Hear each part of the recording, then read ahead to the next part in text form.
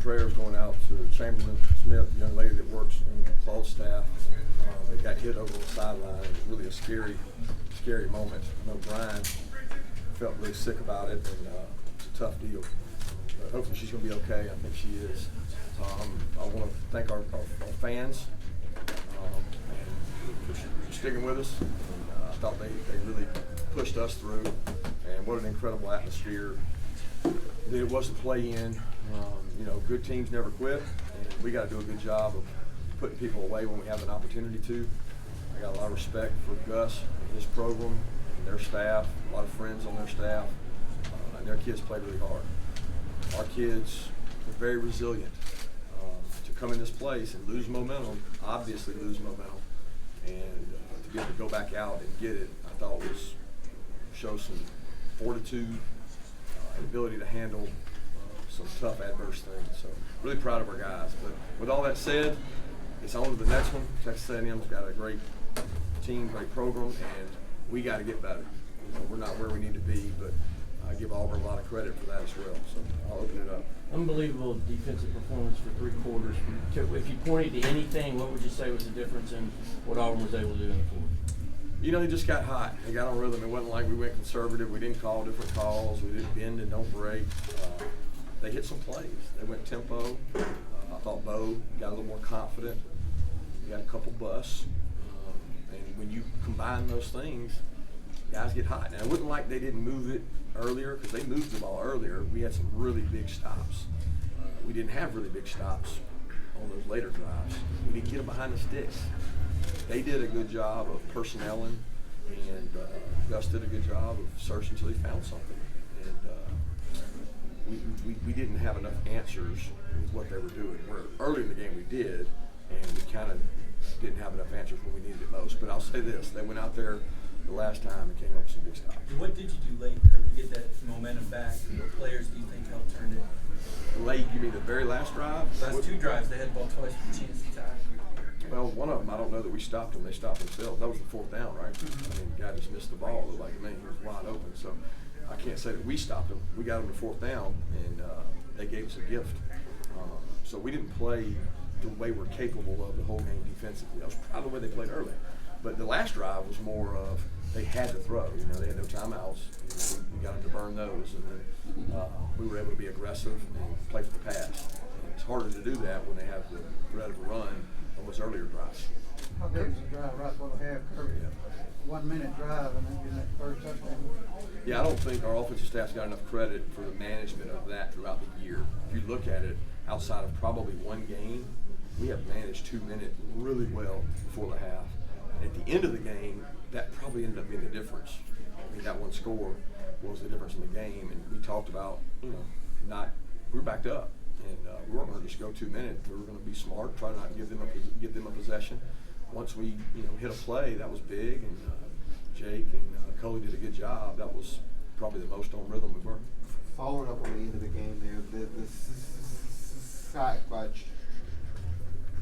Trayvon, what does that say about the progress he's made this year with the arm injury to come up in that play like that? Says what I keep saying to our guys, we got to find more ways to play the guy. I mean, he's probably one of our better overall football players. He's playing on 3rd down. I mean, he plays quite a bit, but we got to find ways to use the kid. He's talented, and we got to do a better job as coaches of finding more avenues for him to help us because he's extremely athletic. So about Tyreek Stevenson, the confidence you've got in these freshmen at this stage of the season, can you just talk about the development they've had and the role they're playing down the stretch?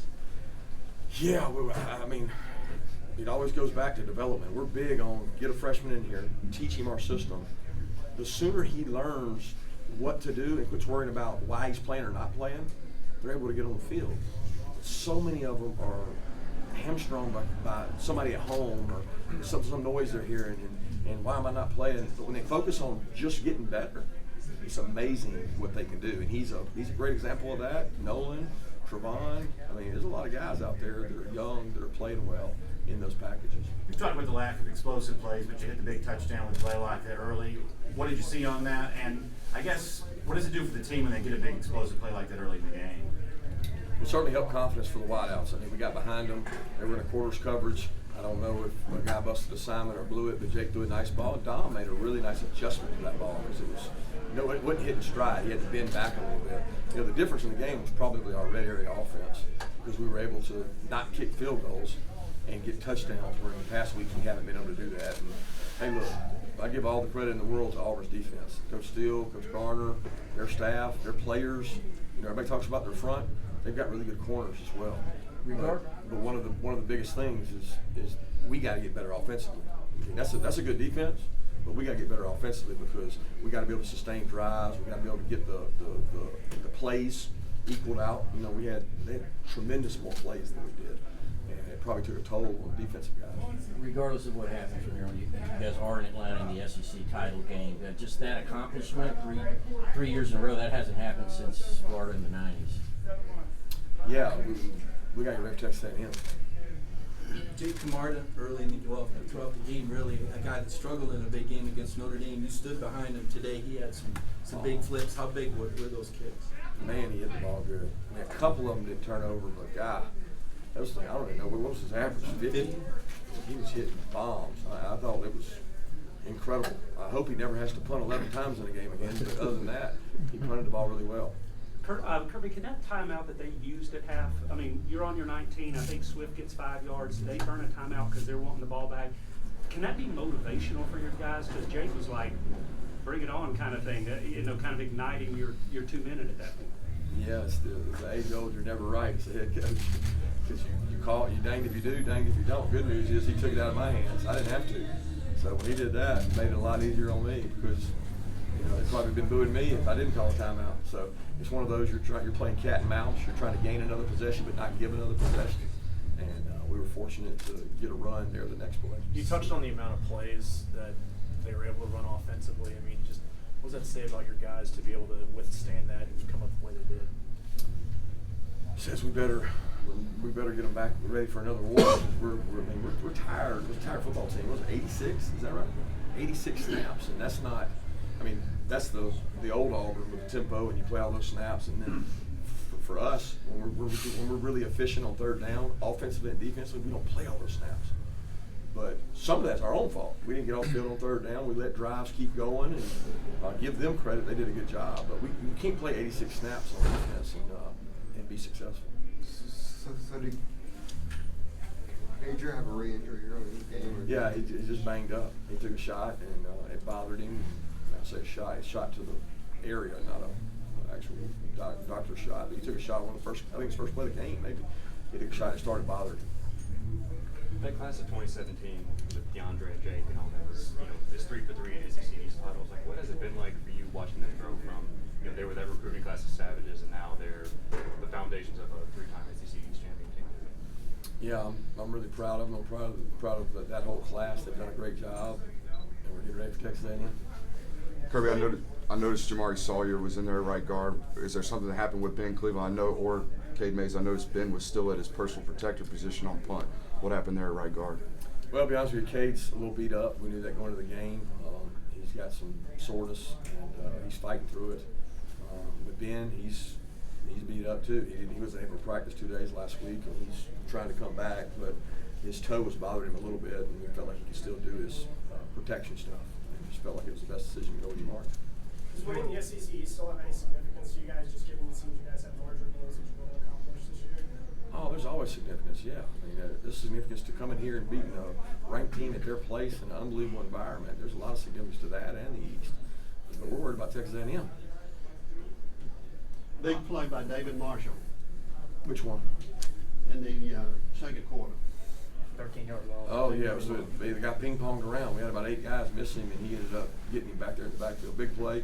Kid that's been a warrior for us. He's been around. He's been beat up. He's dealt with all kinds of injuries, and I didn't think we were ever going to get that guy around. At this play I'm thinking about, we got like 3 or 4 guys miss him in the backfield, and then David got him down, which was a huge shot. I know you probably got to watch the film, but your offensive line against their defensive line was something everybody wanted to see. How do you think you guys fared? You rush for 141. That's tough to do against those guys. I'm going to be honest with you. You go ask anybody else in the SEC if you can rush 36 times and get 141 on Auburn. It's not easy doing that. The difference is some of the teams don't have to rush it. They just throw it every down on them. So, I mean, those guys are physical. Our guys, I thought, matched up well. We got a big offensive line. I don't know how we did pass, but did we give up any sacks? One early, and Jake threw a couple of them away that we had some pressure, and I mean they got good players too. We just got to keep getting better, and we'll continue to do that. Kirby, you guys had a game offensively where it was almost like every time you got going, you scored, but a lot of times where you didn't. What do you think kind of led to the downside of that, the glass half empty side of that? I think it's more to do with getting a play to get you started. I mean, when we got started, we did pretty well. You know, we tried to go tempo on them some because, you know, it had affected them. Other teams had gone tempo and hurt them. Well, we actually went tempo and it probably hurt us because we had about 3 times on second down that we went tempo, we went tempo first down and ended up second 10. You know, but you're trying to be aggressive. You're trying to wear them down. You're trying to change it up, mix it up. Look, they got good players, and at the end of the day, we got to get better offensively to get where we need to go. Kirby, notwithstanding some of the fourth quarter there, it seems like you guys have played some of your best football against in the biggest games, against the toughest moments. What do you think that says about you guys in terms of the level that you can get to and sort of answering the call when you have to answer it? I'd rather be that way than the other. You know, I'd rather answer the call than not answer it, but I'm just looking for consistency. You know what I mean? I feel like we have some good players, and they play better when their back's against the wall. But that's not what it should be, right? It should be you play your best all the time, not when you get your backs against the wall. And we're just looking to get more consistent and not put ourselves like why do we have to be in that situation at the end of the game? Well, because we lost momentum. We weren't able to move the ball, and they got momentum back, and we couldn't turn it until the punt and the stops. Coach, were you regretting trying to chest bump Trayvon there at the end? Hell no. I chest bumped Trayvon all day. I thought I might lose an ACL, but I was committed to it. They were settling down to start a run, Kirby, and you still on DeAndre had over 100 yards, and that big 26-yard run on that drive right before the half, that was huge, wasn't it? Yeah, it was huge. It was big, and I mean, look, guys, we want to run the ball outside. Everybody's going to say run the ball outside. It worked well when we were able to do it, but they're doing things to take that away. Their game plan, they had guys as wide as I've ever seen them, and they were not going to let you get out there at times. And when we did, we had success. You know, late in the game, we couldn't get outside, and it makes it tougher. And had some lost yardage plays, but we'll continue to search, find a way, and it certainly gets easier when we play really well on the perimeter. When we have guys outside making plays, it certainly loosens people up. What are your thoughts on kind of the passing game tonight? And I mean, it seemed like they did a really good job covering you guys, and I mean everything was bang bang out there. Yeah, they got good corners. That's what I'm saying. It wasn't so much the pass rush to me. Like they have really good pass rush. I watched these guys play LSU. So Auburn's defense playing LSU, who's got one of the best passing attacks in the country. They covered them. They put people on them and covered them. 23 is a good football player. He goes out there and covers. Morris Davis has played forever in this league. 4 has played. I mean, it seems like 4 and 13 have been there forever. Now 23 shows up and he's covered people all over the place. So they did a good job out there putting their hands on us and affecting us. And we didn't win a lot of 50-50 balls. 2 more questions? Coach, you're now through the Auburn game. What do you think is the biggest area of growth for your football team this year? I would say the youth has grown the most. When you say the youth, I'm talking about these guys that have stepped up and begun to play, whether it's special teams, a little defensive group of guys that are starting to play well, they're starting to improve, and that's probably the most growth. But we got to get better. We can't, I mean, we got to be able to move the ball, score points, and we got to get more turnovers on defense. Kirby, after the game, the post game in the locker room, did you acknowledge winning the SEC, and was that celebrated at all? I don't think so. I don't even think I said anything about it. I mean, I gave credit to Auburn and told our guys to handle it with you the right way. So how about them fucking dogs? That's what I told them. Excuse my language.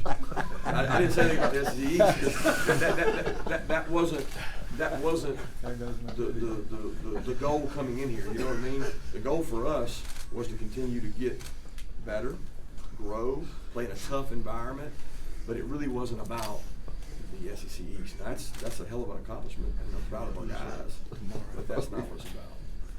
Thanks.